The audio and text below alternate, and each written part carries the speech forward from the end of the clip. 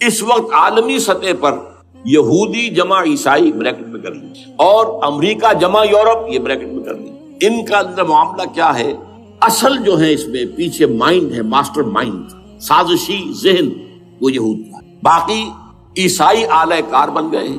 جو 100% اعلی کار ہے یہود کا وہ پروٹیسٹنٹس ہیں. پروٹیسٹنٹزم یہود ہی نے پیدا کرایا تھا. یہود ہی نے یورپ کے اندر سود کا رواج شروع کروایا، ورنہ سود حرام تھا. وہاں پر بھی یوزری بھی اور کمرشل انٹرسٹ بھی دونوں حرام تھے. یہ یہودیوں نے کروایا. اور پھر پہلا بینک بنوایا ہے انگلستان کے اندر، بینک آف انگلینڈ.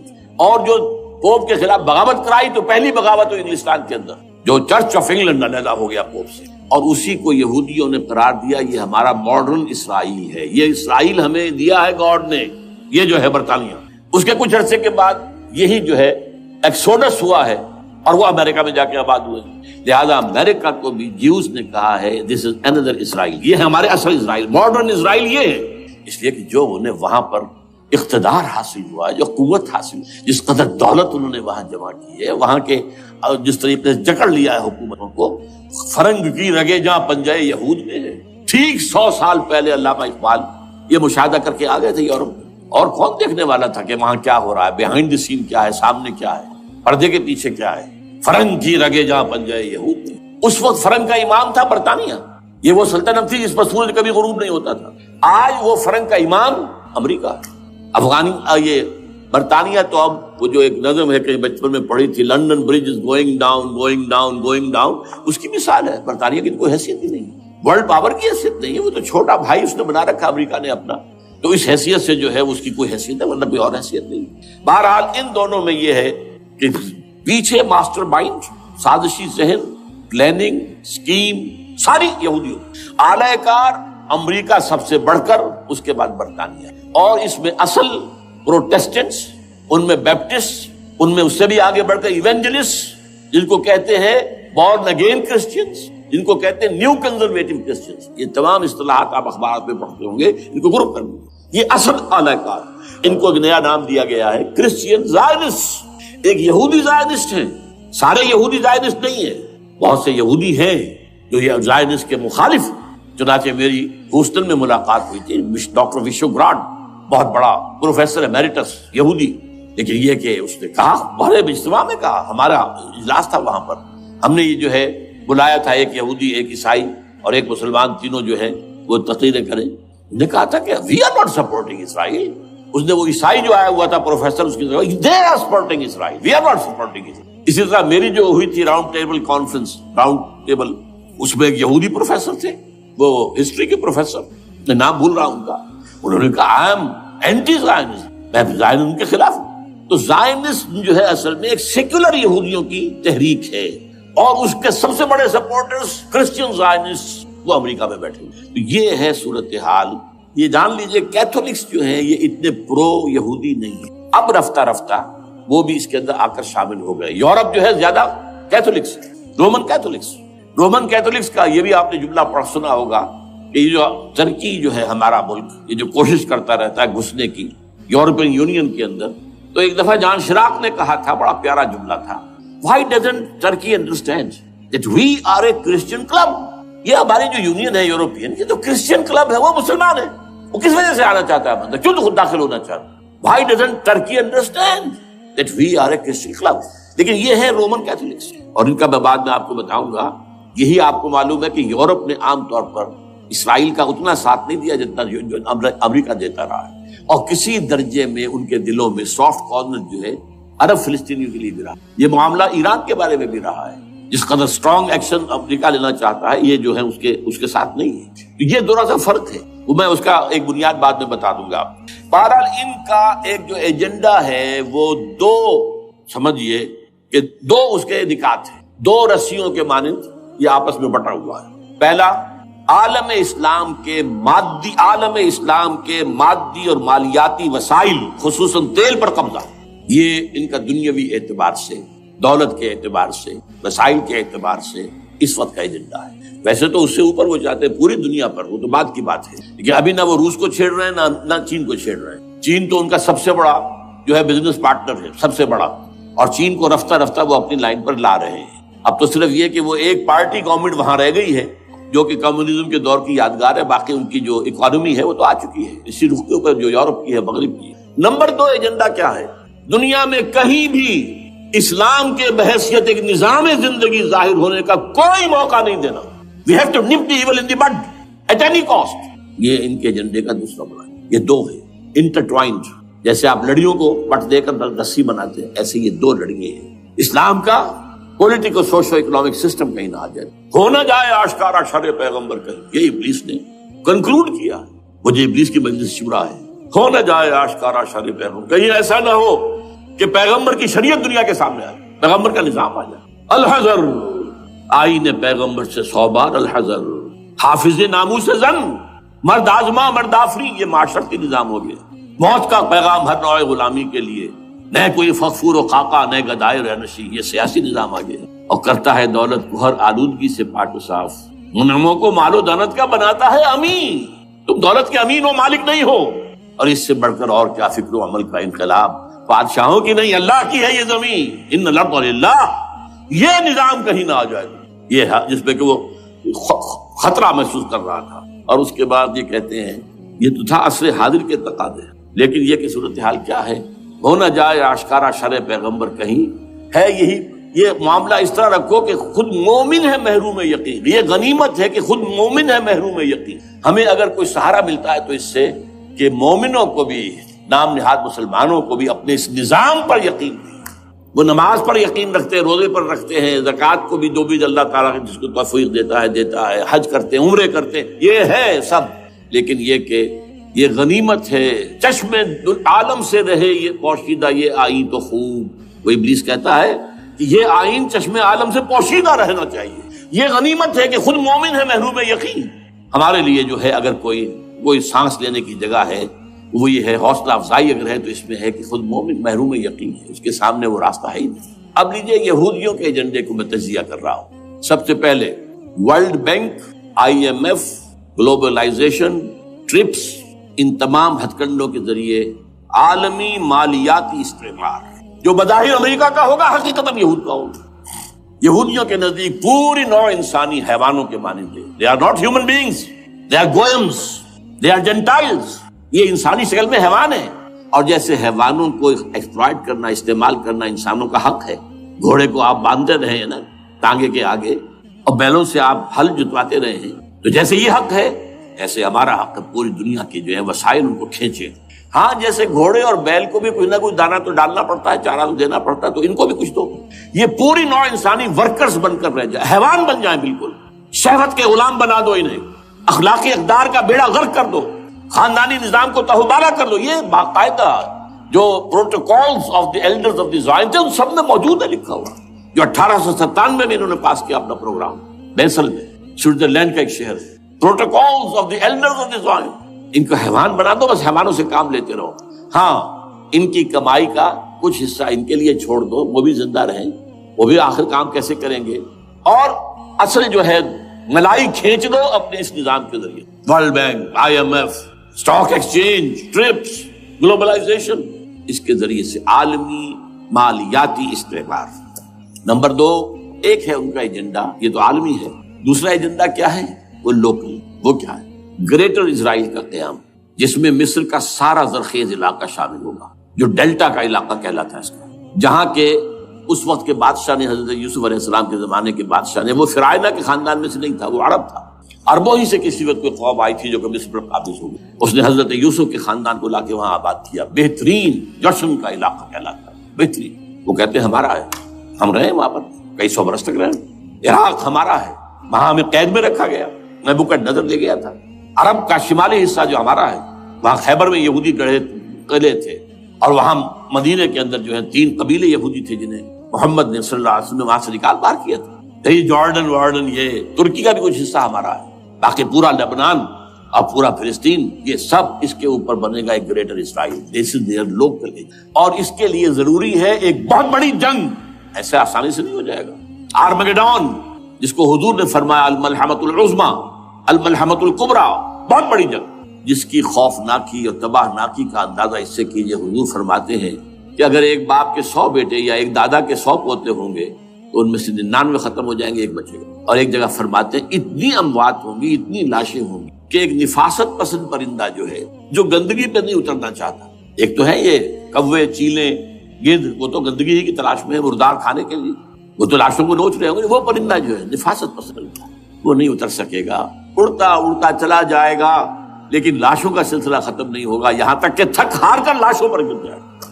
یہ دور نہیں، اس لیے کہ اس پر متفق ہیں یہودی بھی اور عیسائی، پروٹسٹنٹس عیسائی اس کے اوپر پوری طرح متفق ہیں۔ آرمیگیڈون، جسے آپ تھرڈ ورلڈ وار کہہ لیں، الملحمۃ العظمیٰ کہہ لیں، الملحمۃ الکبریٰ کہہ لیں، حضور کے الفاظ میں یہ آئے گی۔ اس کے نتیجے میں گریٹ اسرائیل بنے۔ نمبر 3 پھر بنے گا تھرڈ ٹیمپل، جو ٹائٹس نے گرا دیا تھا 70 میں، سن 70 عیسوی، جسے گرے ہوئے کتنا عرصہ ہو گیا، 2008 اندازہ کر لیجیے، 1800 کتنے برس ہو چکے۔ وہ دوبارہ بنائیں گے تھرڈ ٹیمپل، اور اس کے لیے مسجد اقصیٰ کو گرائیں گے اور ڈوم آف دی راک، قبۃ الصخرہ، وہاں لا کر پھر اس میں کنگ ڈیونز تھرون لا کے رکھا جائے گا۔ یہ بھی میرے علم میں پہلی مرتبہ اسی ٹرمپٹ کے اشارے سے آیا۔ وہ کیا ہے؟ حضرت داؤد کا، آج سے کتنے ہزار سال پہلے کی بات، اندازہ کیجیے، 1000 قبل مسیح، اور یہ اب 2000 ہو گیا عیسوی، 3000 برس تو ہو گئے۔ وہ کیا تھا؟ ایک پتھر تھا جس پر بٹھا کر حضرت داؤد کی تاج پوشی کی، پھر اسی پر حضرت سلیمان کی تاج پوشی، پھر اسی پر ان کے بادشاہ آتے رہے، تاج پوشی ہوتی تھی۔ ٹائٹس نے جب گرایا ہے سن 70 عیسوی میں، یروشلم کو برباد کیا، 1,33,000 یہودی ایک دن میں قتل کیے، ایک دن میں، باقی نکال دیا، بھاگ جاؤ یہاں سے۔ اس کو کہتے ہیں diaspora, that started in 70 AD، یہ منتشر ہو گیا، جس کا جہاز سنگھ سمایا چلا گیا، یورپ میں چلے گئے، شمالی افریقہ میں، مسلمان ملکوں میں، انڈیا میں آ گئے، ایران میں آ گئے، سب جگہ وہاں سے نکال دیے گئے، ڈائسپورا۔ بہرحال وہاں سے وہ ٹائٹس وہ پتھر لے گیا، وہ روم میں لے گیا، روم سے کسی طرح وہ آئرلینڈ پہنچ گیا۔ آئرلینڈ پیور کیتھولک ملک ہے، آپ کو معلوم ہوگا، اور وہاں پر پروٹیسٹنٹس کی اور کیتھولکس کی جنگیں ہوتی رہتی ہیں۔ کبھی بھی شیعہ سنی مسلمانوں کی اس طور سے خانہ جنگی نہیں ہوئی ہے جیسے کہ وہاں ان دو عیسائیوں میں، کیتھولکس اور پروٹیسٹنٹس میں ہوتی ہے۔ وہ رومن کیتھولک ملک میں، وہاں سے وہ انگلینڈ میں آیا۔ انگلینڈ میں جب آ گیا، بلکہ وہاں سے اسکاٹ لینڈ سے انگلینڈ میں پھر اس کو ایک کرسی کے اندر اس کی سیٹ کی حیثیت سے بنا کر ایک تھرون کی شکل دے دی، اور وہ جو ویسٹ منسٹر ایبے ہے، برطانیہ کے پارلیمنٹ کے ساتھ جو چرچ ہے، ویسٹ منسٹر ایبے، وہاں اس کو لا کے رکھ دیا گیا۔ اس وقت سے برطانیہ کے بادشاہوں اور ملکاؤں کی تاج پوشی وہاں ہوئی۔ تو ایک یہ ہے کہ پھر اس کو لا کر وہاں رکھیں گے۔ اب یہاں سے اختلاف ہے، یہ نوٹ کریں، یہاں تک عیسائیوں کا، یہودیوں کا ایجنڈا ایک، یہاں اختلاف۔ یہودیوں کے نزدیک ان کا مسیح آئے گا اور وہ وہاں بیٹھ کر پوری دنیا پر راج کرے گا۔ وہ مسیح جس کی خبر دی گئی تھی شروع کی کتابوں میں، جو تورات کی ابتدائی کتابیں ہیں، وہ تو حضرت مسیح کی شکل میں آ گئے۔ دی پروفیسی واز فلفلڈ۔ یہودیوں نے نہیں مانا، انہیں تو قرار دیا جادوگر ہے، کافر ہے، مرتد ہے، ولد الزنا ہے، اور اپنے بس پڑتے سولی پر چڑھوا دیا۔ وہ دوسری بات ہے، اللہ نے کیا کیا، وہ ایک علیحدہ مسئلہ ہے۔ چنانچہ یہ کہ the situation is vacant، وہ مسیحا کی جگہ ابھی باقی ہے ان کی، and they are waiting for him۔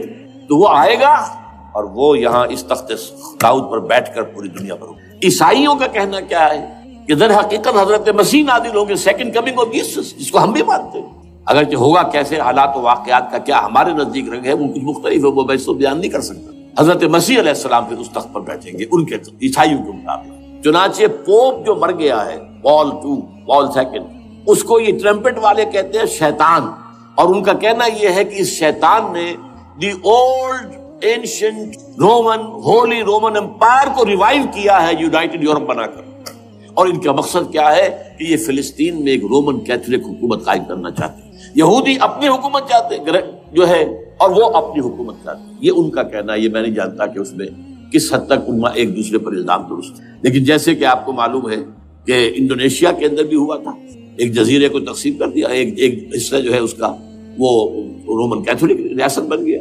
شاید نائجیریا میں بھی اس طرح کا معاملہ ہوا ہے تھوڑے علاقے کے اندر، وغیرہ وغیرہ۔ تو یہ ہے، لیکن بہرحال یہ ان کا۔ عیسائیوں کا معاملہ کیا ہے؟ میں نے جیسا کہ بتایا کہ یہ تو اس ایجنڈے کے اندر متفق ہے، اور عیسائی بھی ورلڈ ڈومینیشن، مالیاتی جو ہے استعمار، اس کے لیے کوشاں ہیں، لیکن ان کے نزدیک حضرت عیسیٰ ابن مریم آئیں گے علیہ الصلوۃ والسلام، اور وہ حکومت کریں گے۔ اس پورے ڈرامے کا اسکرپٹ پورا یہودیوں کا لکھا ہوا ہے، اور انہی کی سازش اس پورے ڈرامے کے پیچھے۔ البتہ بظاہر اس ڈرامے کا بڑا کیریکٹر جس سے آپ ہیرو کہیں وہ امریکہ ہے، اور اس کے تابع یورپ بھی ہے۔ یہ ہے عالمی سطح پر معاملہ اس وقت. ویسے میری 2 کتابیں جو ہیں اس پر کتابچے ہیں. 4 سال پہلے میں نے اسی مقام پر 2 تقریریں کی تھی. ایک موجودہ عالمی حالات اور اسلام کا مستقبل.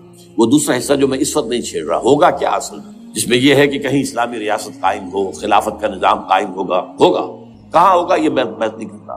حضرت مہدی کا ظہور ہوگا، وہ آئیں گے عرب کے اندر. پھر یہ ہے کہ وہ جو گریٹر اسرائیل کے خلاف جہاد ہوگا، اور اللہ کرے گا کہ رفتہ رفتہ یہ ممالک جو ان سے لے لیے جائیں گے، یہاں تک کہ بالآخر ایک یہودی اعلان کر دے گا میں ہوں مسیح، جس کو کہ عیسائی بھی کہتے ہیں اینٹی کرائسٹ، اور یہ کہتے ہیں یہ بیپٹسٹ بھی کہ اینٹی کرائسٹ جو ہے وہ یہودی ہوگا. جبکہ کچھ عرصے پہلے بہت بڑا پروپیگنڈا ہوا تھا کہ اینٹی کرائسٹ جو ہے، دجال جو ہے، وہ تو مسلمان ہوگا نہیں، لیکن وہ کہتے ہیں کہ ہوگا یہودی ہوگا. اور پھر اس یہودی کو قتل کریں گے حضرت مسیح، دی ریئل مسیح، اصل مسیح جو اٹھا لیے گئے درمیان میں، وہ آئیں گے اور ان کے ہاتھوں دجال بھی قتل ہوگا، اور پھر مسلمانوں کے ہاتھوں ایک یہودی ختم. پھر ایک عالمی اسلامی ریاست قائم ہوگی حضرت مسیح کے ہاتھوں، اور وہاں پر حضرت مسیح، ایک حدیث میں آتا ہے 40 برس تک پوری دنیا پر حکم. بہرحال یہ دوسرا پکچر ہے جو ہمارے سامنے، میں اس وقت کی تفصیل میں نہیں جا رہا. جو ان کے سامنے پکچر ہے وہ میں نے آپ کو بیان کر دیا. اب اس میں تجزیہ کیجئے افغانستان پر حملے کا اصل سبب جو میں نے 2 بتایا نا، 2 لڑیاں ہیں ان کے ایجنڈے کی. ایک اسلام کہیں ظاہر نہ ہو جائے، اسلام کا نظام ظاہر نہ ہو جائے، اور ایک مسلمانوں کے مالیاتی خاص طور پر تیل کے وسائل پر قبضہ. اب افغانستان میں کیا ہوا ہے، یہ سارا معاملہ تھا اسلام کا راستہ روک، کہ یہاں تو اسلام ایک شکل دکھا رہا ہے اپنی، اور اگر انہیں موقع مل گیا تو یہ تو ایک ایسی ویلفیئر اسٹیٹ قائم کر دیں گے. زکوٰۃ کا نظام قائم ہو جائے گا تو اعلیٰ ترین ویلفیئر اسٹیٹ قائم ہو جائے گی. اور اگر یہاں پر جو ہے یہ ساری سزائیں نافذ ہو گئی، معاشرہ کرائم فری ہو جائے گا، لوگوں میں محبت ہوگی، مساوات ہوگی، اور یہ کہ عام لوگوں کے لیے ویلفیئر ہوگا. اور یہ سامنے نظام آ گیا تو پھر ہمارا یہ نظام کیپٹلزم یہ کہاں رہے گا؟ اس کو تو منہ چھپانے کی جگہ نہیں ملے گی. لہذا افغانستان پر حملے کا اصل موٹیو یہ ہے. البتہ یہ ساتھ ہی یہ بھی تھا کہ افغانستان کے راستے سے سینٹرل ایشین سٹیٹس جو ہیں ان سے پائپ لائنیں لا کر، اور وہ پھر کہیں گوادر کے آس پاس سمندر تک لائے جائے، تاکہ ہم وہاں کے جو ہے ڈرین کر سکیں جو تیل اور گیس کے ذخائر ہیں سینٹرل ایشین سٹیٹس کے اندر جو مسلمان سٹیٹس ہیں. تو اس کے لیے راستہ جو ہے وہ لینا چاہتے تھے افغانستان سے. اب وہ جہاں تک افغانستان کا تعلق ہے وہ تو ان کے قبضے میں ہے، جب چاہے کر لیں. اب پاکستان کا معاملہ جو تھا وہ جیسا کہ میں نے کہا کہ اس کا راستہ وہ رک گیا، جبکہ انہیں واپس جانا پڑ گیا. لیکن انہوں نے افغانستان میں کوشش کی طالبان کے زمانے میں. یونیکول جو ہے ان کی سب سے بڑی جو ہے کمپنی ہے، اس نے مذاکرات کیے. وہ دیکھ کر حیران رہ گئے کہ یہ ان پڑھ، یہ ملے ملاٹے جو ہیں یہ تو بڑے ٹف بارگینر ہیں. اس طریقے سے پاؤں جما کر طالبان نے جو ان کے ساتھ مذاکرات کیے ہیں اور ان سے اپنی شرطیں پیش کی ہیں کہ وہ گھبرا کر بھاگ گئے. یہ صورتحال بھی تھی افغانستان پر قبضہ کرنے میں. لیکن یہ ہے کہ اصل کیا تھا کہ وہ اسلام کی کوئی شکل دنیا کے سامنے نہ آنے پائے، جو ان کا میجر ہے. اسی لیے پورا عالم کفر جمع ہے، امریکہ، یورپ، روس، چین، سب جمع ہے. بھارت تو ہے ہی ہے، یہ سب جمع. آپ نے یاد ہو گیا جب لال مسجد کا حادثہ ہوا ہے اور ہمارا یہ بدبخت اور بدمعاش انسان، اس نے صرف خود جان بوجھ کر اسے بڑھایا، ایک پھنسی کو پھوڑا بنایا، اس میں پھر شگاف دیا اور شاباش لی ہے. امریکہ سے شاباش آ گئی، نیٹو سے شاباش آ گئی، رشیا سے شاباش آ گئی، چائنا سے شاباش آ گئی. وہ چونکہ محسوس کر رہا تھا کہ اندرون ملک تو میری اب کشتی ڈگمگا رہی ہے، ڈاواں ڈول ہے. I have to have more support from outside. اور for that I have to do it. کہ دیکھو میرے عین قلب میں پاکستان کے یہ پھوڑا نکل آیا تھا، یہ بنیاد پرستی کا اور یہ شدت پسندی کا اور یہ تنگ نظری کا اور یہ فلاں کا، یہ دہشت گردی کا، اور میں نے دیکھو کیسے اس میں چیرا دیا ہے، کتنے لوگوں کو ختم کر دیا. اچھا، اس میں یہ بھی ذہن میں رکھیے کہ افغانستان کے بارے میں یہودیوں کے علم میں ہے کہ حضور کی حدیثیں کیا ہے. حضور کی حدیث ہے یخرج من خراسانہ رایات سود، خراسان کے علاقے سے کالے جھنڈے لے کر فوجیں چلیں گی. لا یردھا شیء، کوئی طاقت ان کو رخ نہیں موڑ سکے گی. حتیٰ تنصب بإیلیا، یہاں تک کہ وہ آ کے بیت المقدس میں جھنڈے گاڑ دیے جائیں. دے نو اٹ، یہ جان لیجیے یہ لوگ پڑھے لکھے لوگ ہیں. میں آپ کو ایک واقعہ سناتا ہوں. جب 1967 میں یہودیوں کو فتح ہوئی بہت بڑی، اور پورا یروشلم اب ان کے قبضے میں آ گیا، ایسٹ یروشلم جو کہ ابھی جارڈن کے قبضے میں تھا. تو جب موشے دایان تھا وہ کانا، وہ داخل ہوا فاتح کی حیثیت سے، تو اس کے ساتھ ایک ربائی تھا بہت بڑا، چیف ربائی یہودیوں کا بہت بڑا عالم، اور وہ رو پڑا. تھا تو فتح کا وقت، خوشی کا، رویا. So this is the beginning of the end. یہ الفاظ آئے اخبارات میں، گویا کہ اب یہ آخری ڈرامہ جو ہے شروع ہو گیا. وہ آخری ڈرامہ انہیں معلوم ہے ان کی تباہی پر ختم ہونا ہے. اس میں حضرت مسیح کے نزول کے بعد یہ ٹرمپٹ والا بھی لکھتا ہے کہ 80% یہودی قتل ہو جائے، اور میں سمجھتا ہوں کہ 20% اگر صحیح ہے اس کی بات تو وہ ہوں گے جو اب حضرت مسیح پر ایمان لے آئے، باقی 80% اپنے اس کفر پر اڑے رہیں گے اور قتل ہوں گے. اسی طرح حضور کی ایک حدیث ہے کہ جب یہودیوں کا قتل عام ہو رہا ہوگا، مسلمان قتل کریں گے، تو اگر کسی درخت کے پیچھے یہودی چھپا ہوگا تو درخت پکارے گا، اے مسلمان، ہاں عبداللہ آؤ ادھر، یہ میرے پیچھے یہودی چھپا ہوا، قتل کرو اسے. کسی پتھر کے پیچھے چھپے گا تو پتھر بولے گا، سوائے ایک درخت غرقد کے، کہ غرقد یہودیوں کے درخت ہے، وہ پناہ دے گا. اور آج اسرائیل میں سب سے بڑی پلانٹیشن غرقد کی ہے. They know it. اسی لیے افغانستان، خراسان، یہ افغانستان کا ہارٹ ہے افغانستان. اور یہ بھی جان لیجیے ہمارا جو مالاکنڈ سے اوپر کا علاقہ ہے یہ بھی خراسان کا حصہ، اولڈ خراسان، جیسے گریٹر خراسان کہا جاتا ہے ہسٹری میں. ایک میں نے ایرانی سے پوچھا تھا اس کے بارے میں، تو اس نے کہا خراسان ہمارا ایک صوبہ ہے. میں نے کہا وہ تو مجھے معلوم ہے، جس کا دارالخلافہ مشہد ہے اور یہ ان کا مقدس شہر ہے، وہ تو اسے مکے کی طرح سمجھتے ہیں. بہرحال میں نے کہا میں پوچھ رہا ہوں پرانا خراسان بزرگ، تو خراسان بزرگ کا انہوں نے بتایا پورا افغانستان اس میں شامل. اور پھر یہ اسٹیٹس جو ہیں سینٹرل ایشین اسٹیٹس، اور ایران کا ایک حصہ اور پاکستان کا ایک حصہ، یہ جو مالاکنڈ کہلاتا ہے. اور یہ بڑی معنی خیز بات ہے کہ وہی مالاکنڈ سے تحریک چلی ہے جو اصل تحریک ہے طالبان پاکستان، وہ سوات سے چلی. بہرحال اس وجہ سے، اس پہلو سے یہ جو ہے افغانستان پر حملے کا سب سے بڑا سبب وہ تھا. دوسرا جو تھا وہ یہ کہ ان کو جو پائپ لائن لے کے آنی تھی اس کے لیے، لیکن وہ ظاہر بات ہے کہ اس میں جو ہے جو طالبان نے وہ ان کی چکمے میں نہیں آئے. اس پر ایک کتاب ہے کہ جو انگریزی میں ہے عابد اللہ جان کی، Afghanistan the genesis of the last crusade. Afghanistan سے آخری صلیبی جنگ کا سلسلہ شروع ہو رہا ہے. بہت جو ہے چشم کشا ہے، معلومات افزا ہے، انگریزی میں ہے. اچھا عراق میں معاملہ برعکس تھا. عراق میں تیل کا معاملہ بھی تھا تو وہ صرف امریکہ کا تھا. جو یورپ ہے وہ زیادہ تر کیسپین کے ایریا کے تیل کی طرف نگاہیں رکھتا ہے. یہ جو ہے یہ اصل میں سارا جو ہے یہ امریکہ کا معاملہ. اور دوسری طرف یہ کہ یہاں کو مذہبی سلسلہ نہیں تھا، حالانکہ تھا، وہ یہودیوں کا تھا. وہ کیا تھا؟ Extension, first step towards the establishment of greater Israel. یہ بات اچھی طرح سمجھ. یہاں پہ تیل کا معاملہ بھی میں نے کہا تھا نا، دو لڑیاں ہیں جو چل رہی ہیں. تیل کا معاملہ یہاں خاص طور پر عراق کے اندر زیادہ، افغانستان میں بہت کم.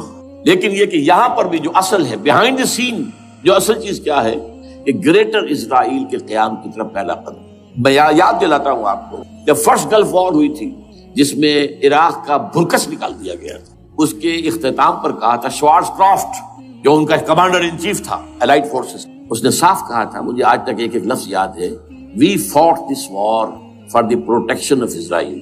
اور اب جو ابھی ہوا معاملہ، جب صدام گرا ہے، اس کا مجسمہ بھی گرا ہے، تو اس کے بعد وہ شخص، وہ بدبخت، وہ خبیث جو ابھی پڑا ہوا کومے میں، شیرون نے کہا تھا ان قریب عراق پر ہماری حکومت ہوگی. اور اس سے پہلے تو ہم صرف عراق میں سے یوفریٹس تک کا علاقہ مانگتے تھے، دریائے فرات تک کا. اب ہمارا مطالبہ یہ ہے کہ ہم تو در حقیقت دجلہ تک جائیں گے، دجلہ، تاکہ پورا کا پورا جو فرٹائل جو دو آبا ہے دجلہ اور فرات کے درمیان کا بہترین علاقہ، وہ سارا ہمارے پاس. اس سے آپ اندازہ کر لیجیے کہ یہ دونوں چیزیں جو ہیں دونوں جگہ موجود ہیں. وہاں مذہبی زیادہ ہے افغانستان کا، لہذا یہاں بہت بڑی جو ہے کولیشن بن گئی. عراق میں تو وہ کولیشن نہیں بن سکی. یورپ بھی ساتھ نہیں آیا، America had to go it alone, اسے کرنا پڑا ہے. زیادہ سے زیادہ کوئی ٹوکن، آسٹریلیا کا کوئی ٹوکن معاملہ جو ہے وہ برطانیہ کا کچھ شاید ٹوکن ٹائپ جو ہے وہی یہ کامن ویلتھ پرانی جو ہے چلی آ رہی ہے، اس میں شاید کینیڈا کا، باقی تو کوئی نہیں. یہ جو آل ورلڈ کولیشن بنی تھی وہ افغانستان کے خلاف کیوں ہے؟ یہاں سے اسلام کی ریسرجنس کا اندیشہ ہے. یخرج من خراسان رایات سود لا يردها شیء حتی تنصب بإیلیا. حضور کے زمانے میں ایلیا جو ہے وہ کن کے قبضے میں تھا؟ عیسائی. اس کے بعد ہمارے قبضے میں آیا، لیکن پھر کروسیڈرز نے ہم سے لے لیا تھا، اور 88 برس وہ عیسائیوں کے پاس ہے، 1099 عیسوی سے لے کر 1187 تک. اب پھر یہود کا قبضہ ہے. پہلے عیسائیوں کا تھا، اب یہود کا. اب ان سے لینا واپس، پہلی مرتبہ بھی عرب نہیں لے سکے تھے، کھونے والے عرب تھے، واپس لینے والا کرد تھا صلاح الدین ایوبی رحمۃ اللہ. اب بھی کھونے والے عرب ہیں، مصر اور شام اور اردن، تینوں کا مقابلہ کیا اس نے، اسرائیل نے، اور قبضہ کیا پورے ویسٹ بینک پر، گولان ہائٹس پر، سینائی پیننسولا پر، اور یہ کھو دیا ہم نے اپنے ہاتھ سے. اور اب بھی عربوں میں تو کوئی دم نہیں، کوئی جان نہیں، ان کو عیاشیوں نے، دولت مندی نے بالکل تباہ و برباد اور کھوکھلا کر کے رکھ دیا.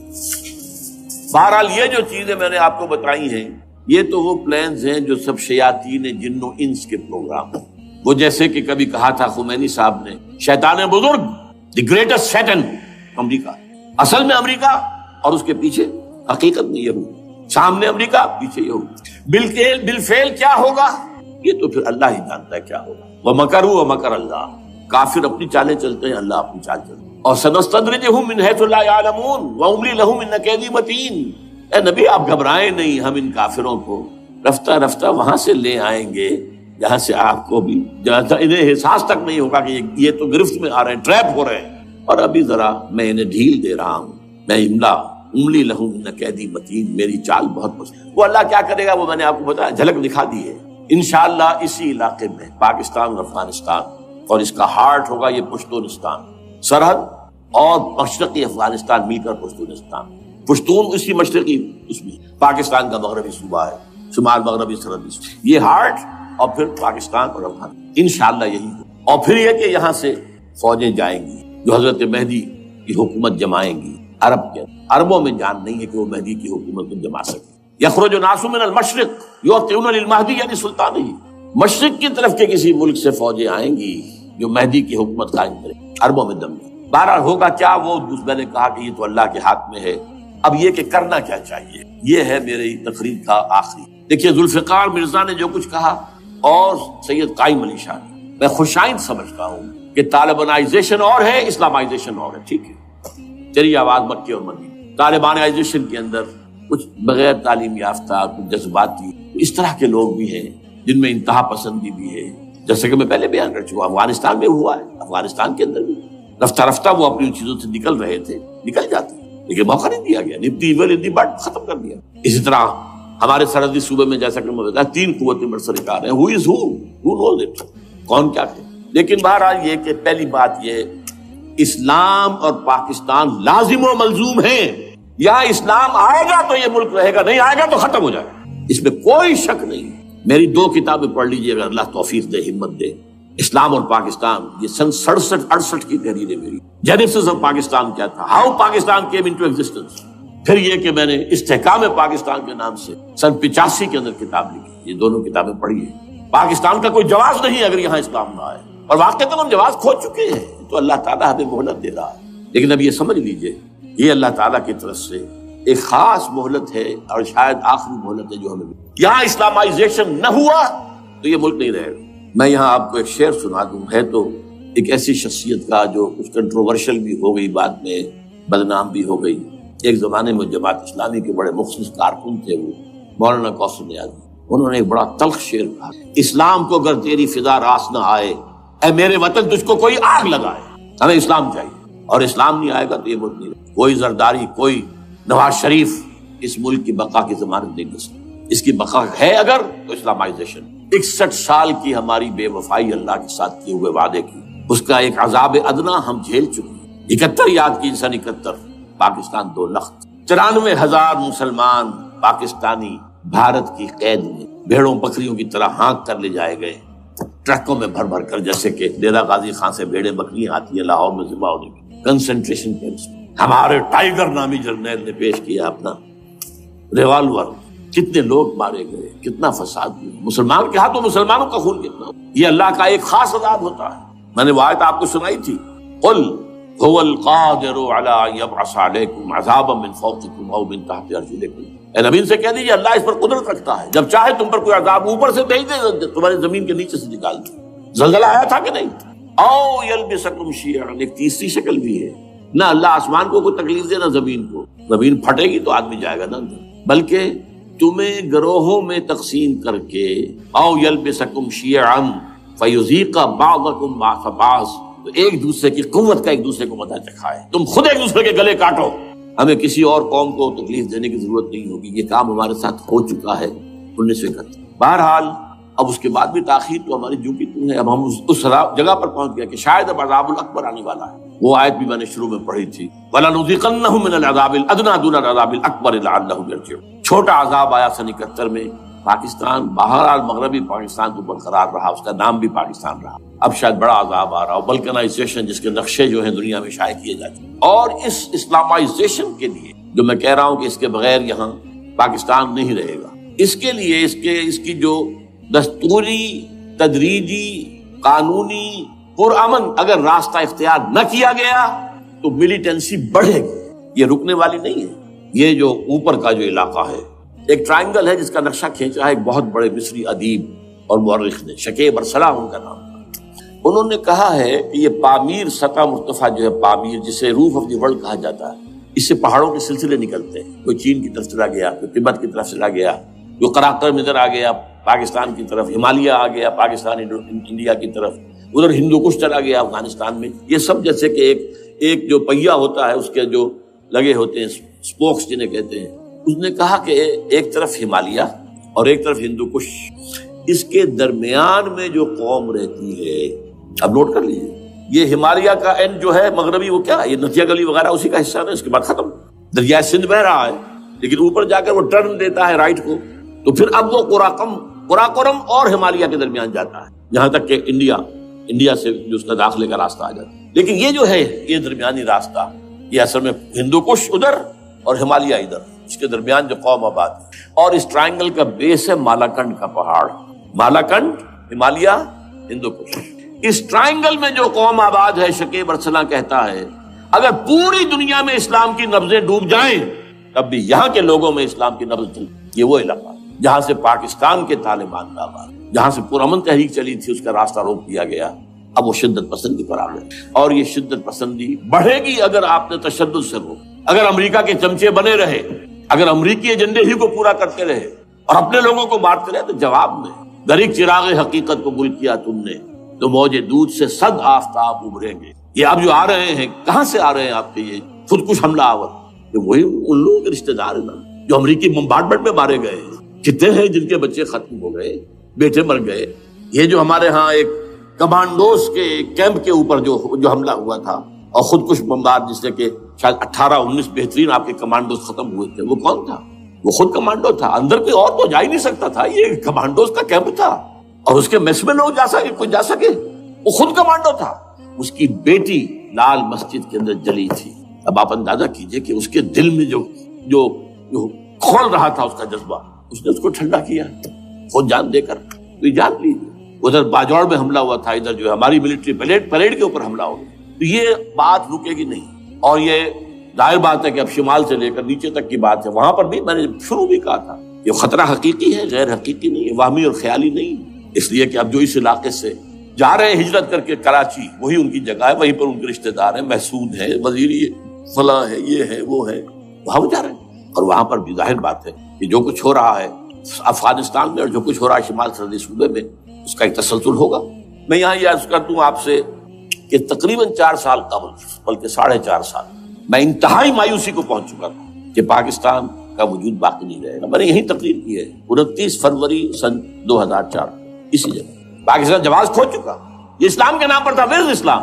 جو اسلام یہاں وہ تو بھارت میں بھی ہے، وہ تو امریکہ میں بھی ہے، وہ کہاں ہے اسلام کا سیاسی نظام، اسلام کا تعزیراتی نظام، اسلام کا کرمنل لا، اسلام کا سول لا، اسلام کے فیملی لاز کہاں بنائے تھے اس شخص نے جو فیلڈ مارشل بنا تھا، خود ساختہ، جو اس نے قوانین بنائے تھے؟ تمام علماء نے کہا تھا، تمام مکتبہ فکر کے غلط ہے، تحریک کوئی نہیں اٹھائی، یہ ان کی غلطی تھی، کوتاہی تھی۔ جمہوریت کی تحریک میں شامل ہو گئے، اس پر کوئی تحریک نہیں چلائی۔ بہرحال وہ نظام کہاں ہے؟ وہ نظام تو قائم نہیں کیا۔ اس حوالے سے یہ اپنا جواز کھو چکا۔ نو ریشنل ریزون دیت جسے کہتے ہیں فرینچ کے اندر، ریزون دیت کسی چیز کی ریزن، ریشنل آف ایگزسٹنس۔ اس کے بعد یہ ہے کہ پچھلے سال سے کچھ مایوسی میں کمی ہوئی۔ Number 1، chief justice of Pakistan Iftikhar Muhammad Chaudhry کے اندر ہمت اللہ نے دی، وہ کھڑا ہو۔ جرنیلوں کے جم گھٹے کے اندر ایک سویلین آدمی جو ہے جس درجے کا مرغوب ہو سکتا ہے آپ اس کا اندازہ کریں۔ اور اس کے بعد اسپونٹینیس موومنٹ وہ کلا ہے، انہومی شے، سوچ نہیں سکتے ہم۔ یہ موومنٹ جو ہے یہ کوئی اسٹریٹ ارچنز کی چلائی ہوئی نہیں، یہ ہمارے ہاں کے گاموں ماجوں کی نہیں ہے، بلکہ یہ تو پڑھے لکھے لوگ، وکیل، کالے کوٹ، کالی ٹائیاں، پینٹ، یہ جو سختیاں جھیلی ہیں انہوں نے، ابھی تک وہ تحریک چل رہی ہے، اگر اس سے ظاہر بات ہے وقت گزرنے کے ساتھ ساتھ اس کی وہ تیزی اور تندی بھی تو کبھی آئی نہیں، اور حکومت کو موقع ملا ان کے اندر کوئی رفت پیدا کرنے کا بھی۔ لیکن بہرحال ان دونوں چیزوں سے میری مایوسی قدرے کم۔ اب دوسری بات وہ تھی 18 فروری کے الیکشن کا پرامن طور پر منعقد۔ میں یہ سمجھتا تھا کہ جو اس کے اندر دخل اندازی ہے، ریگنگ ہو گئی ہوئے، کیسے ممکن ہے پاکستان میں الیکشن ہو اور ریگنگ نہ ہو؟ پھر تحریک چلے ہی چلے، کیونکہ تحریک تو چل رہی ہے پہلے سے، صرف اس کے اوپر تیل اور ڈالنا ہے نا، اور پھر بدامنی ہوئی ہو، اور پھر دونوں طرف گدھ بیٹھے ہوئے ہیں، یہ NATO forces in the waste, Indian forces they will March into Pakistan, اور پاکستان کے ایٹمی دانت توڑ کر Pakistan will be put at the mercy of India, Bharat. Now do whatever you like. Condoleezza Rice کا میں آپ کو بیان سنا چکا ہوں، پاکستان کے مستقبل کا فیصلہ امریکہ اور بھارت میں کرتا۔ بہرحال اب تیسری جو امید ہوئی ہے یہ کل پرسوں میں جو ہوئی ہے، کولیشن جو ہے یہ ناکام ہوتی نظر آ رہی تھی، لیکن یہ کہ صدر کے مواخذے پر یا صدر کے خلاف جو ایک کاروائی ہو رہی ہے، اللہ کرے کہ وہ پوری ہو جائے، یا اس سے بھی بہتر ہے کہ وہ خود ہی استعفیٰ دے کر دفع ہو جائے۔ بہرحال یہ کہ اس سے بھی کچھ کا پہلو جو ہے پیدا ہوتا ہے۔ اب یہاں اسلامائزیشن کا پرامن، تدریجی اور اسلام کا اور دستوری اور قانونی طریقہ کیا ہے؟ وہ طریقہ کیا ہے؟ 1949 اور 50 میں جو عمل شروع ہوا تھا، جو اس کے بعد سے آج تک جو ہے ختم ہو گیا، اس کو اثر دور شروع کیا جائے، دوڑ پیچھے کی طرف ہے گردش ایام کی۔ 49 میں کیا ہوا تھا؟ قرارداد مقاصد، وہ گویا کہ پاکستان میں نظام خلافت کی جڑ تھی جو رکھ دی گئی تھی کہ sovereignty belongs to Allah and whatever authority we have it's a sacred امانت، یہ تو اصل میں استعمال کی جائے گی یہ قوت کتاب و سنت کے دائرے کے اندر this is خلافہ in essence it is خلافت کی بنیاد رکھ دی گئی۔ اس سے پہلے 48 میں سن 47 کی ایک تقریر کی وجہ سے جو غلط فہمی پیدا ہوئی تھی قائد اعظم کی 11 اگست کی، اس کا انہوں نے کراچی کی ہائی کورٹ بار ایسوسیشن میں جا کے کہہ دیا تھا، کچھ لوگ شرارت کے ساتھ یہ پروپیگنڈا کر رہے ہیں کہ پاکستان میں دستور شریعت پر مبنی نہیں ہوگا، یہ فتنہ ہے، غلط کہہ رہے ہیں، نفی کرتی تھی۔ اب یہ دوسری بات ہے کہ اندھوں کے اندھے جو ہیں وہ اس 11 اگست کی تقریر کو لیے پھرتے ہیں اس کے ایک جملے کو، اور یہ اتنی کھلی بات جو کی شریعت کا لفظ، شریعت پاکستان کا دستور جو سمجھتا ہے کہ شریعت پر نہیں مبنی ہوگا وہ غلط کہتا ہے، وہ شریر ہے، شرارت پیدا کر رہا ہے، یہ قائد اعظم کے الفاظ۔ بہرحال اس کے بعد ایک عمل کیا ہوا تھا سن 50 میں، یہاں کے سیکولر عناصر نے ایک بڑا شور مچایا، کس کا اسلام لاؤ گے؟ شیعہ کا، سنی کا، دیوبندی کا، بریلوی کا، وہابی کا، کس کا اسلام؟ اللہ تعالیٰ غریق رحمت کرے ان بزرگوں کو۔ پاکستان کے تمام مذہبی مکاتب فکر کی ٹاپ کی قیادت جمع ہو گئی کراچی میں، شیعہ بھی، اہل حدیث بھی، بریلوی بھی، دیوبندی بھی، 31 علماء، جماعت اسلامی بھی، مولانا مودودی بھی اس میں۔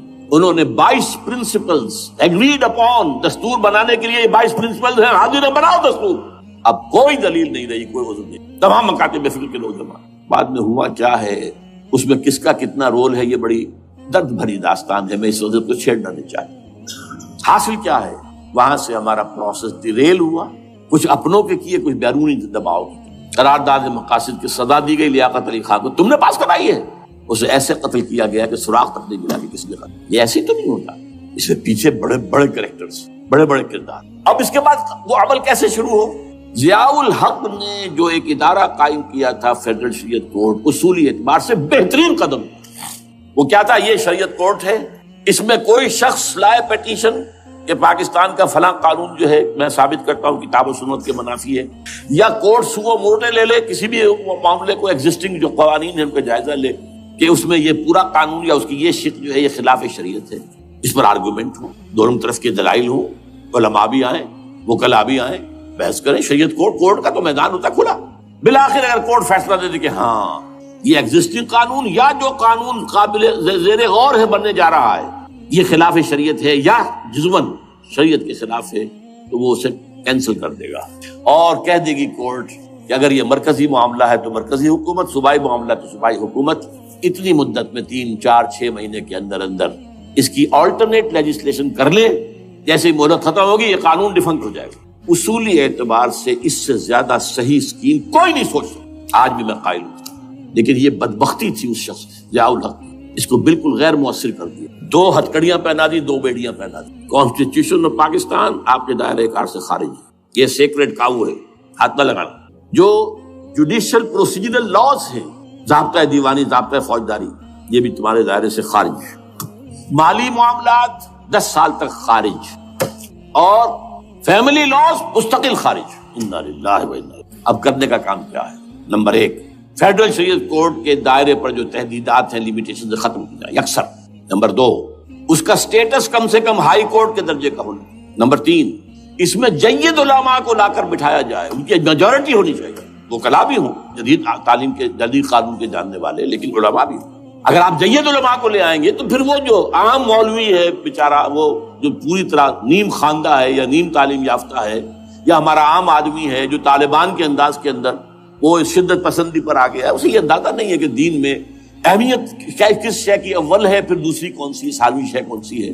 اب اس کے بجائے علماء، جدید علماء، تمام جو ہے مسالک کے علماء اس میں شامل، اس کے فیصلوں پر نظر ثانی کا کھلا موقع ہونا چاہیے۔ ایک دفعہ عدالت فیصلہ کر دے، نظر ثانی کا موقع ہونا چاہیے، اور کسی شہری کی طرف سے پیٹیشن آئے یا سو موٹو، وہ جائزہ لے اور ایک ایک کر کے قوانین جو ہے غلط ختم، ان کی جگہ پر لیجسلیشن پارلیمنٹ ہی کرے گی یا صوبائی اسمبلی کرے گی۔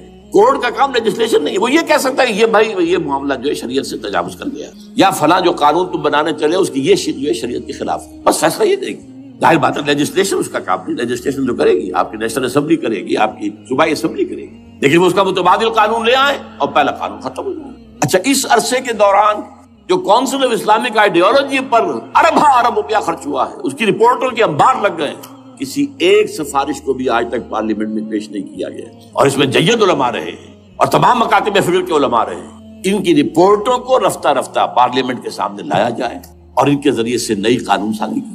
اگر آپ یہ قانونی دستوری راستہ کھول دیں گے اور تجدیداً اس طریقے سے Islamisation of laws of Pakistan ہو جائے تو ظاہر بات ہے کہ پھر جو دہشت گرد ہیں، دہشت پسند ہیں، جن کو آپ خطرہ کہہ رہے ہیں، خطرہ، طالبان طالبان آ گئے، طالبان آ رہے ہیں، اب ڈرو اور بچو اور مقابلے کی تیاری کرو اور اسلحہ تیار کرو، اگر یہ کام کریں گے تو پھر ظاہر بات ہے کہ وہ تو فساد ہوگا، اور فساد کا نتیجہ کیا نکلے وہ اللہ ہی بہتر جانتا ہے۔ لیکن یہ پروسیس جو میں نے بیان کیا ہے، اگر اس پر عمل ہو جائے تو یہ وہ پروسیس ہے جس سے جنرل حمید گل نے کہا تھا کہ اگر ایسا ہو جائے تو یہ سافٹ ریولوشن ہو، بغیر تشدد کے، بغیر کسی اور کے۔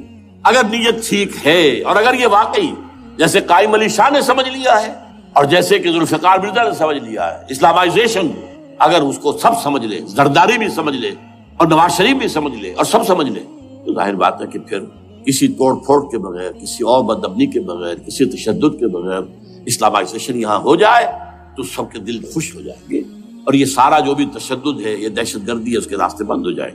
اگر ایسا نہیں کرتے تو غیر تعلیم یافتہ یا نیم تعلیم یافتہ، جن کو کوئی پورا تصور نہیں ہے، نہ دنیا کے حالات کا علم ہے، نہ شریعت کے جو اصل مصادر اور منابع ہیں، اصل سورسز، ان تک رسائی ہے، بس کچھ چیزیں سن رکھی ہیں۔ یہ تو معلوم ہے انہیں کہ داڑھی رکھنی ہے، سنت ہے، لیکن یہ کہ یہ فرض تو نہیں ہے بھائی، پھر اس کی کوئی خاص مقدار تو معین نہیں، یہ تو نہیں جانتے۔ ویڈیوز ہیں، آڈیوز ہیں، ان میں گانے ہیں، اس میں آپ کو معلوم ہے کہ عریانیت ہے، جو بھی ویڈیوز ہیں وہ تو ان کو جلائیں گے ان کی دکان میں۔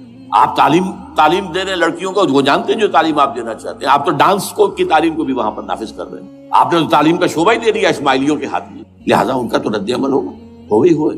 اس کا راستہ اگر روکنا ہے تو اس پروسیس سے جو میں نے بیان کر دیا ہے، جس کو میں بیان کر رہا ہوں نہ معلوم کب سے، نواز شریف صاحب، ان کے والد میاں محمد شریف صاحب مرحوم، اور شہباز شریف صاحب اور عباس شریف صاحب چاروں میرے پاس آئے تھے، 2 دفعہ آئے تھے، اور میں نے یہ ترمیمی بل پیش کیا تھا جس میں کہ جس کے آئٹم میں نے آپ کو گنوا دیے۔ بہرحال نہیں کیا کچھ نہیں، لیکن یہ کہ اگر یہ نہیں کریں گے تو یہ کہ دوسری طرف یہ سمجھ لیجئے اس وقت پاکستان کے دینی مدرسوں میں شدید تحریک چل رہی ہے۔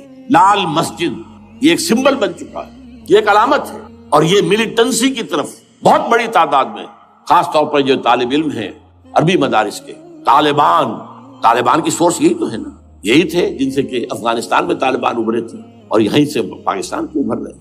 ان کے اندر شدید لہر ہے اور کوئی بہت بڑا فساد ہو گیا اگر خدا نہ خواستہ تو that will be the end of Pakistan. اس سے بچنا ہے تو وہ راستہ اختیار کریں جو میں نے بیان کر، جو میں سال ہر سال سے بیان کر رہا ہوں۔ دستور کا ترمیمی بل بنا کر دیا ہے، اسے عام بھی کیا ہے۔ البتہ اس عرصے میں ظاہر بات ہے کہ ہم کیا کریں گے، ہمارا کوئی پروگرام کسی ملیٹنسی کے رہ جانے کا نہیں ہے، ہم اسے مفید نہیں سمجھیں بلکہ مضر سمجھیں، یہ کاؤنٹر پروڈکٹیو۔ ہمارے سامنے پروگرام کیا ہے؟ سے نکاتی پروگرام، بڑے پیمانے پر دعوت ایمان بذریعہ قرآن، نمبر 1۔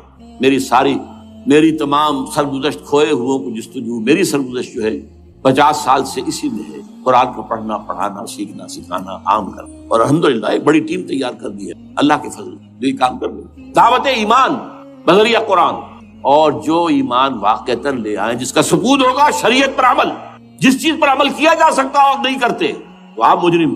ہاں ظاہر بات ہے اس سے ایک حصہ ایسا ہے جس پر آپ عمل نہیں کر سکتے جب تک کہ نظام نہ بدل جائے۔ چور کا ہاتھ میں نہیں کاٹ سکتا، آپ نہیں کاٹ سکتے، لیکن جتنے پر عمل ممکن ہے اس پر عمل۔ ایسے لوگوں کو آرگنائز کیا جائے، بیعت کا نظام، مسنون نظام، قرآن میں معصور، مسنون، منصوص، یہ سارا نظام اس کی بنیاد۔ ایک آدمی کا، وہ آدمی کہے کہ بڑھو تو بڑھو، وہ کہے کہ رک جاؤ تو رک جاؤ۔ نمبر 3، ان لوگوں کا تزکیہ، اور میں بتا چکا ہوں تزکیہ اور تربیت۔ تزکیہ کس بات کی؟ کوئی امنگ، کوئی ولولہ، کوئی مقصد، کوئی تمنا دل میں نہ رہے سوائے اللہ کی رضا۔ حکومت مطلوب نہ ہو، اقتدار مطلوب نہ ہو، مال و دولت مطلوب نہ ہو، اللہ کی رضا اور آخرت کی فلاح۔ ہر تمنا دل سے رخصت ہو گئی۔ حضرت مجنون کا مصرع، اب تو آجا، اب تو خلوت ہو گئی، اے اللہ تو آجا میرے دل میں، میرے دل سے ہر تمنا نکل چکی ہے، خلوت ہے۔ اور تربیت کس کی؟ کہ تیاری ہو جائے اس بات کی کہ تن من دھن سب لگا دیں، جان بھی دے دیں گے جب موقع آئے۔ چوتھا کیا کہ جب تک یہ تعداد کافی نہ ہو، یہ نہیں ہے کہ 150 آدمی لے کر کسی ایک جگہ پر کسی لال مسجد کو ہم مرکز بنا کر بیٹھ جائیں، نعرہ لگا دیں، ملک گیر جماعت، اور وہ بھی معتدل تعداد پہ، وہ جب تک نہیں ہوتی تو ہم یہی 3 کام کریں گے، یہی 3 کام کریں گے۔ دعوت ایمان بذریعہ قرآن، تنظیم بذریعہ بیعت، مسنون بیعت، تزکیہ اور تربیت کرتے رہیں گے۔ بانشہ درویشی در ساز دمادم زن، دمادم زن، دمادم، یہی کام کرتے رہو، کرتے رہو، کرتے رہو۔ نو ملیٹنسی، نو الیکشنز۔ لیکن جب تعداد کافی ہو گئی تو ایک منظم اور پرامن مطالباتی اور احتجاجی تحریک، توڑ پھوڑ نہیں، گھراؤ جلاؤ نہیں، جیسے گاندھی نے شروع کی تھی، نمک بناؤ تحریک، سول ڈس اوبیڈینس، لیکن کسی نے کوئی توڑ پھوڑ نہیں کی تھی۔ اپنے سر ان کے پھوٹے ہیں بڑے سے بڑے لیڈروں کے، مولانا ابوالکلام آزاد اور پنڈت جواہر لال نہرو کے سر پٹے، 1000 لوگ جیلوں میں گئے، انہوں نے کسی کو کچھ نہیں۔ اسی کا نقشہ ایرانیوں نے دکھایا، 20,000 سے لے کر 30,000 تک جانے دے دی، ہتھیار نہیں اٹھائے، اس لیے کہ ہتھیار نہیں استعمال کرو گے تو اوپر جو حکومتیں ہیں ان کے پاس تو بے تحاشا فوج ہے، ان کے پاس ٹینک ہے، ان کے پاس ہوائی جہاز ہے، ہیلی کاپٹرز ہیں، گن سے بھاری ہیلی کاپٹرز ہیں، کیا نہیں ہے۔ پرامن، منظم، مطالباتی اور احتجاجی تحریک۔ اللہ کرے کہ ہمیں اس کے لیے جو مہلت درکار ہے وہ مل جائے۔ ہمیں معلوم نہیں کہ کہیں وہ مہلت ختم ہی نہ ہو رہی ہے، لیکن اگر ہم آخری سانس تک ارتکاب میں لگے رہیں گے تو انشاءاللہ اللہ تعالیٰ کے ہاں ہم معذور قرار پائیں گے۔ اللہ تعالیٰ جو ہے ہمیں درگزر ہم سے فرمائے گا کہ جو کچھ میں کر سکتا تھا اللہ میں کرتا، آخری دم تک کرتا۔ اگر یہ ہے تو اپنی تو کامیابی ہے، باقی کیا ہوتا ہے ملک کا میں کچھ نہیں کہہ سکتا، اللہ بہتر جانتا۔ اقول قولی ھذا واستغفر اللہ لی ولکم ولسائر المسلمین والمسلمات